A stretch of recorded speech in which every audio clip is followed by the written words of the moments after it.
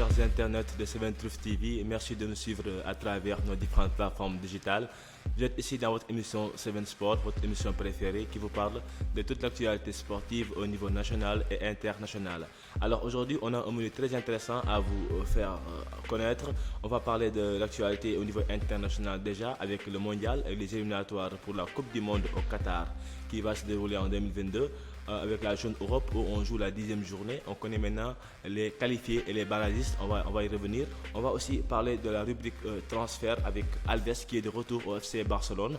On va aussi parler du mondial avec notre équipe nationale, le Sénégal, donc qui a bien terminé ces éliminatoires-là. Et on va terminer avec la Ligue 1 sénégalaise qui va démarrer dès ce week-end. Tout de suite, le développement.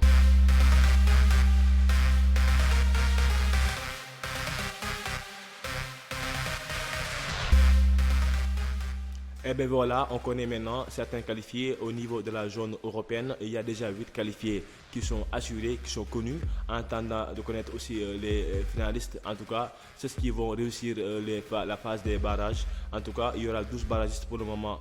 Il y a le Portugal qui est déjà barragiste, le Portugal de Cristiano Ronaldo qui n'a pas pu assurer sa qualification au premier tour. Donc finalement, Cristiano Ronaldo et ses coéquipiers ont perdu face à la Serbie. Donc 2 buts à 1. Ceci qui fait que cette équipe portugaise doit aller jouer les barrages. Il y a aussi la Suède d'Ibrahimovic qui va jouer les barrages. Il y a le Pays-Bas, il y a la République tchèque, il y a l'Écosse, il y a l'Autriche, il y a la Russie, il y a la Macédonie, l'Italie ou bien la Suisse qui vont jouer aujourd'hui.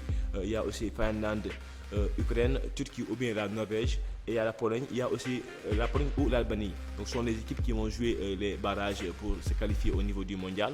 Pour les qualifier, on a la France. La France de Didier Deschamps est qualifiée donc avec un score fleuve donc noté 8-0. Donc la France qui a vraiment montré sa suprématie. Il y a aussi la Belgique de Hazard qui s'est qualifiée. Il y a la Serbie. Voilà, on peut dire la faute à la Serbie si Portugal n'est pas qualifié directement. Il y a aussi l'Espagne, il y a l'Allemagne, la Croatie, le Danemark. Donc on peut dire qu'il y a des grands qui ont déjà assuré leur qualification. Voilà, les Bleus, champions du monde en titre, donc vont défendre le titre au niveau du Qatar. Donc ce sera vraiment une compétition tellement attendue au niveau mondial. Kylian Mbappé est là, Benzema, leur tandem a bien fonctionné avec un quadruplé du jeune prodige français et aussi un doublé de Karim Benzema. Griezmann a joué, donc l'équipe de Didier Deschamps s'est régalée lors du dernier match des Bleus. Il y a aussi l'Espagne, comme je l'ai dit, qui a gagné sur le score de 1-0. Donc les hommes de Luis Enrique aussi ont assuré leur ticket. La Belgique aussi avec Hazard donc ont validé leur ticket. Donc l'Allemagne, Croatie, Danemark. En tout cas, il reste l'Italie, le champion d'Europe en titre, qui doit se battre pour essayer de décrocher ce ticket, ce fameux sésame pour le Qatar. Il y a aussi le Portugal, que de Cristiano Ronaldo, comme je l'ai dit.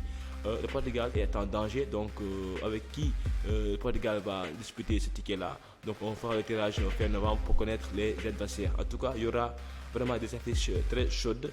La Suisse, l'Ukraine, la Turquie. En tout cas, l'Europe ne connaît pas encore toutes ces qualifiés.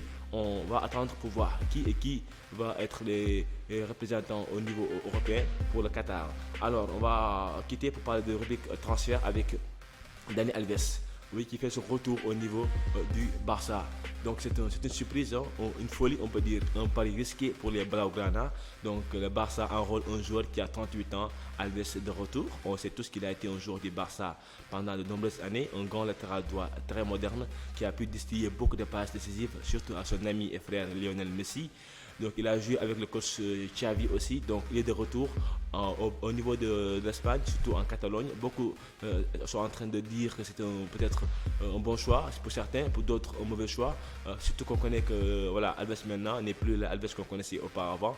Et il vient libre parce qu'il n'a pas de club depuis quelques temps. Donc il avait quitté le Barça pour aller s'engager à la Juve, ensuite au PSG, et après aussi aller au Brésil pour jouer à Santos. Donc il a quitté là-bas il y a quelques mois de cela. Là, il s'engage pour quelques mois, mais surtout avec beaucoup d'efforts au niveau financier. On rappelle cela. Alves sait que le Barça est en train de vivre une crise économique notoire. Ça, c'est fait qu'il est venu au Barça sans pour autant toucher beaucoup d'argent. On parle même que son salaire vraiment est le plus bas au niveau des vestiaires. En tout cas, il n'y a pas de chiffre exact donné par le club barcelonais, mais Xavi est de retour pour aider son équipe à se relever. Donc on sait que pour le moment, il a toujours dit qu'il a un ultime défi, lequel c'est de jouer le mondial au Qatar avec son équipe nationale, le Brésil. Il sait que sans club, il ne pourra pas jouer. Donc il a tenté le challenge Barcelone pour espérer convaincre le sélectionneur brésilien Tite. Est-ce qu'il va réussir ou pas? En tout cas, on va en savoir plus. On rappelle que 13 ans avant, donc il y a aussi, il était la première recrue de Pep Guardiola avec le Barcelone et ça a été bien marché. Vraiment, on se rappelle bien, avec beaucoup de titres glanés par le coach catalan. Aujourd'hui, 13 ans après, il fait son retour au Barça avec son ami Xavi qui est coach. Est-ce que ce pari-là sera réussi? On en saura quelque chose très bientôt. En tout cas, c'est un salaire symbolique qu'il a accepté pour venir aider son équipe de cœur, l'FC Barcelone.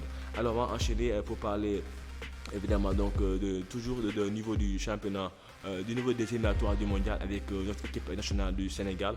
Le Sénégal qui a assuré sa qualification récemment.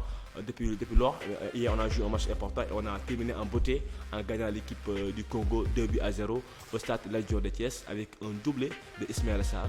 Oui, le joueur qui joue à Watford a mis un doublé. Il pouvait même mettre 3 ou 4 buts, mais sur un manque de réalisme notoire, il a pu marquer que deux buts. En tout cas, le Sénégal sort premier de sa poule avec 16 points sur 18 possibles, pour dire que les joueurs de l'OCC ont fait un énorme tournoi. Il n'y a que 2 points laissés en rade, on peut dire, mais sur 18 points, ils ont gagné 16 points. Donc ils ont été premiers du groupe. Deuxième, on a le Togo. Troisième, la Namibie. Et en quatrième position, le Congo. Donc le Sénégal se qualifie pour un autre tour des éliminatoires pour le mondial. Ce sera le tour décisif où il y aura aussi forcément un adversaire coriace. Il y aura des matchs aller-retour. Donc on va attendre de connaître notre adversaire. Mais pour le moment, l'UCC est premier de sa poule. Il est sorti et il attend de connaître son adversaire. Donc on félicite cette équipe du Sénégal et on sait que voilà, maintenant la page CAN s'ouvre devant nous à quelques petits mois, quelques semaines, je vais dire, 2 mois de la CAN qui va se dérouler au Cameroun. On sait que là-bas, ce sera une compétition où le Sénégal est tellement attendu. Ce titre qui nous fuit, la CAN, que le Sénégal rêve depuis des années. Espérons que cette fois-ci sera la bonne. Ce sera chez le voisin Oni, chez l'ennemi, je vais dire, le Cameroun.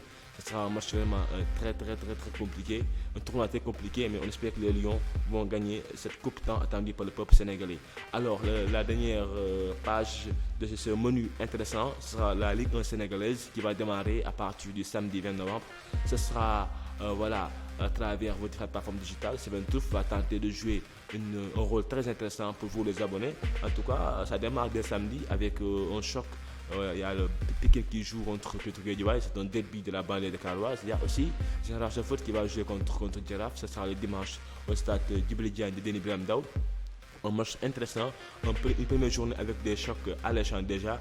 On rappelle que la Fédération sénégalaise de football et la Ligue sénégalaise de football professionnel, qui a un nouveau bureau récemment, ont tout fait pour que ce championnat-là soit plus attractif avec la venue des sponsors, mais aussi le public qui va faire son retour au niveau des gradés. On rappelle que la Covid-19 avait vraiment été un blocage par rapport à l'arrivée du public. Maintenant, c'est des choses faites. Le public sera le bienvenu au niveau des stades. Donc le championnat démarre. Seven Truth aussi va être avec vous au niveau des stades pour faire des reportages, des interviews avec les clubs qui sont au niveau du département de Rufisque. Je pense à Teungueth FC et à Génération Foot. Donc ce sera un championnat très bien animé. Alors nous sommes à la fin de l'émission. Ça a été un plaisir de partager ces moments footballistiques. Aujourd'hui, il n'y a que le football parce que voilà, c'est le football qui domine. On est en pleine compétition avec les éliminatoires du mondial et les championnats au niveau local. Donc en tout cas, ça a été un plaisir de partager ce moment avec vous. Au micro, votre ami et frère Mohamed Fodé Gassama, à la technique Timé la Maestro, accompagné de Afia. Donc continuez à nous suivre à travers les différentes plateformes digitales. Abonnez-vous. Seven Truth est là pour vous servir. Football, sport, notre passion. Rendez-vous la semaine prochaine pour notre numéro.